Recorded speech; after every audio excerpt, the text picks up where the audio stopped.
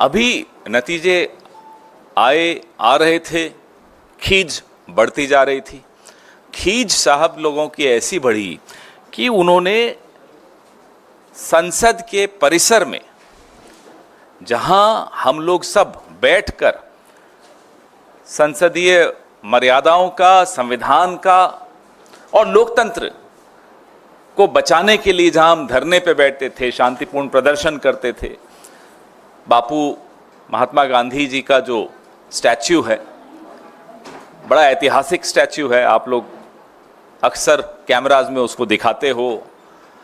और जैसा मैंने कहा, उन्हीं के चरणों में बैठकर, यही भाजपा जब विपक्ष में होती थी, ये लोग भी उन्हीं के चरणों में बैठकर हमारे खिलाफ विरोध करते थे और लोकतंत्र की रक्षा करते थे, संविधान की रक्षा करते थे। हम विपक्ष में आए, हम भी वही कर रहे थे।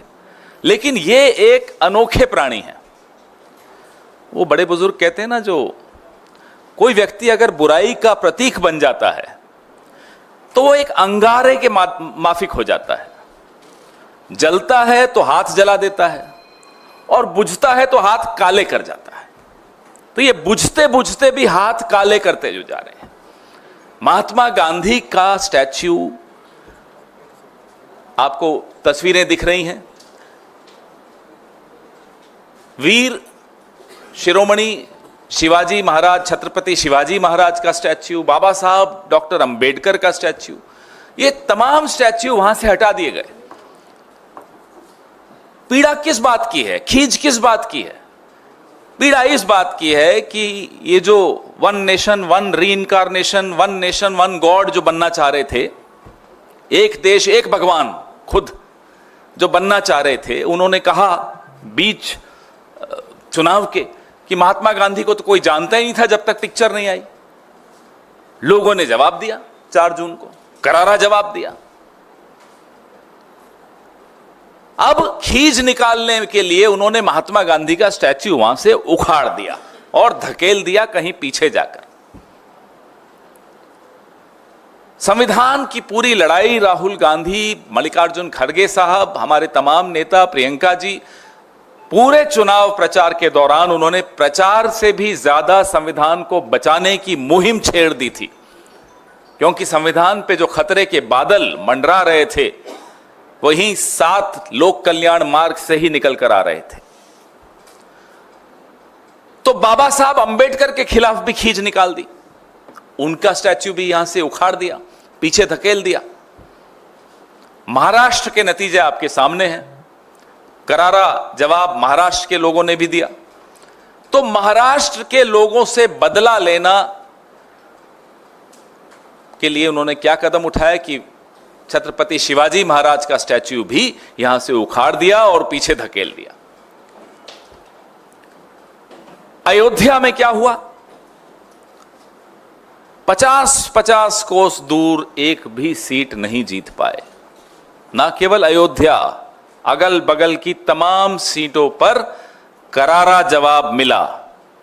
आप सुबह से शाम तक देखिए कैसे गालियां दे रहे हैं ये अयोध्या वासियों को, राम भक्तों को।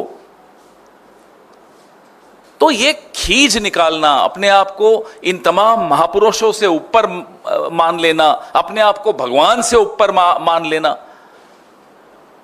अभी भी ऐंठ गई है। तो भी देखिए आप, आज का भाषण थोड़ा बहुत मेरे कानों में भी पड़ा, इतना अटपटा भाषण, खींच इतनी ज्यादा, झेप नहीं मिटा पा रहे। अब वो एनडीए का फुल फॉर्म मालूम है आपको? नायडू डिपेंडेंट अलायंस या नीतीश डिपेंडेंट अलायंस। पिछले 10 साल में कितनी बार एनडीए का नाम लिया, कभी आपने सुना? गिनो। चलो आज मैं आप सबको होमवर्क देता हूं, मैं अपने आप को भी होमवर्क देता हूं। जितना पिछले 10 साल में एनडीए का नाम नहीं लिया, आज कितने घंटे का भाषण था? 1 घंटे का, तो उससे कम तो बोलते नहीं। 1 घंटे में कितनी बार नाम ले लिया एनडीए का? 1.5 घंटा चलिए, आपने होमवर्क करना शुरू कर दिया। 1.5 घंटे के भाषण में एनडीए का नाम कितना ज्यादा लिया गया। पहले था एक अकेला सब पर भारी, मोदी की गारंटी, अब बीजेपी की भी गारंटी नहीं, अब एनडीए की गारंटी आ गई। वैसे एनडीए वाले जो दोनों हमारे साथी हैं ये भी जानते हैं इस आदमी की गारंटी पे कोई भरोसा नहीं करता, वो लोग भी नहीं करते। दुख इस बात का है कि आपकी जो खींच है हमसे निकालिए, निकालते रहते हैं, पिछले 10 साल से निकाल रहे हैं, राहुल गांधी से आप निकालते रहते हैं, निकालिए, हम मुकाबला करेंगे आपका। आपकी खींच तो आप नेहरू जी से निकालते रहते हैं, उसके लिए मुकाबला करने की जरूरत ही नहीं है। नेहरू जी का कद इतना बड़ा है कि आप अटल जी के पांव की धूल के बराबर नहीं, आप नेहरू जी का मुकाबला करने चलें। तो आप अपनी खींच छत्रपति शिवाजी महाराज से निकालने की कुछ चेष्टा क्यों कर रहे हैं? डॉक्टर बाबा साहब भीमराव अंबेडकर जी से आप अपनी खींच क्यों निकाल रहे हैं? उनकी क्या गलती थी? यही कि वो एक बहुत ही बढ़िया, बहुत ही उम्दा संविधान के शिल्पकार थे जिससे मेरे और आपके हकों की रक्षा होती है। आप क्यों महात्मा गांधी के इतने खिलाफ हैं? ठीक है, आपके वैचारिक पूर्वजों ने जो किया वो किया। आपके वैचारिक पूर्वजों ने गांधी पर गोली चलाई तो गोली चलाने से पहले वो भी झुके थे उनके सामने, जिस तरह से आज आप संविधान के सामने झुक रहे थे ना। हमारे मन में यही विचार आ रहा था कि जब राजीव जी की हत्या की, वो महिला भी राजीव जी को पहले हार पहनाया, उनके सामने झुकी और फिर हत्या की। तो आज मैं बड़ा घबरा रहा था जब ये संविधान के आगे झुक रहे थे।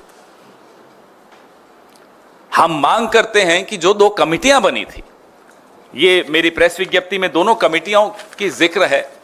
एक कमिटी है JPC on maintenance of heritage character and development of parliament house complex, और दूसरी है committee on installation of portrait statues of national leaders and parliamentarians in the parliament house complex. ये 2 कमिटियां हैं। आपको हैरानी होगी जानकर कि ये जो कमिटी है पोर्ट्रेट्स और स्टैच्यूज वाली, इसकी आखिरी मीटिंग 18 दिसंबर 2018 को हुई थी। 6 साल से कोई मीटिंग नहीं हुई। और कल जब जयराम रमेश जी ने ये मुद्दा उठाया ट्वीट करके, 2 बजे उठाया था, लगभग 8 बजे ये जवाब देकर फिर झूठ बोलते हैं कि राजनीतिक दलों से बात हुई थी। किसी राजनीतिक दल से कोई बात नहीं थी। तो हम ये स्पष्टीकरण चाहते हैं, भारत की जनता को ये बताएं, महाराष्ट्र की जनता को बताएं। खैर, छत्रपति शिवाजी महाराज सिर्फ महाराष्ट्र के नहीं, हम सबके हैं, हम सबको बताएं। बाबा साहब अंबेडकर सबके हैं, महात्मा गांधी तो पूरे विश्व के हैं ही। हम सबको आप बताइए कि इन महान विभूतियों को हटाने के पीछे आपकी मंशा क्या है? क्या चाहते हैं आप कि हम इन लोगों की चरणों में बैठकर आपका विरोध नहीं कर सकें? हम करेंगे। हम जहां बैठ जाएं, माटी उन्हीं की है। ये लोकतंत्र की रक्षा करेंगे, आपको हम जवाबदेह बनाएंगे, और संसद के भीतर और संसद के बाहर आपको इन तमाम सवालों के जवाब जनता को देने पड़ेंगे।